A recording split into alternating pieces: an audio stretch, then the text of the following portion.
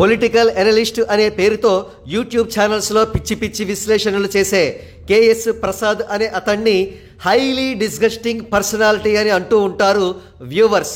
దానికి కారణం అతడి మాట తీరు చాలా పరుషంగా, చాలా దురుసుగా ఉంటుంది. మరి ముఖ్యంగా తాను వ్యతిరేకించే వారి పట్ల ఇతడి సంబోధన కూడా చాలా చండాలంగా ఉంటుంది. ఇతడు జనసేనాని పవన్ కళ్యాణ్కి బడి ఎప్పుడూ ఏడుస్తూ ఉంటాడు. వాడు వీడు అంటూ పేట్రేగిపోయి మాట్లాడుతూ ఉంటాడు. పిఠాపురంలో పవన్ కళ్యాణ్ గారు ఓడిపోతారని, కూటమి కూడా చిత్తుగా ఓడిపోతుందని వైఎస్ఆర్సీపీ పక్షాన ఇతడు మాట్లాడుతూ ఉంటాడు. మొత్తానికి ఈ కేఎస్ ప్రసాద్ని ఒకరు తగులుకున్నారు. యంగ్ యూట్యూబర్ అయిన ఈయన పేరు నరేష్. ఈయన కేఎస్ ప్రసాద్తో ఫోన్లో ఇంటరాక్ట్ అయ్యారు.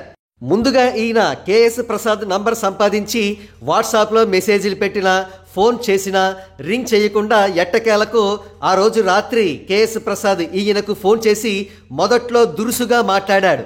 ఆ తర్వాత తగ్గాడు. వీళ్ళిద్దరి మధ్య ఒక ఇంట్రెస్టింగ్ ఛాలెంజ్ నడిచింది. ఒకవేళ కూటమి ఓడిపోతే ఈయన మరో 10 మందితో కలిసి కేఎస్ ప్రసాద్కి పబ్లిక్గా క్షమాపణ చెబుతారు.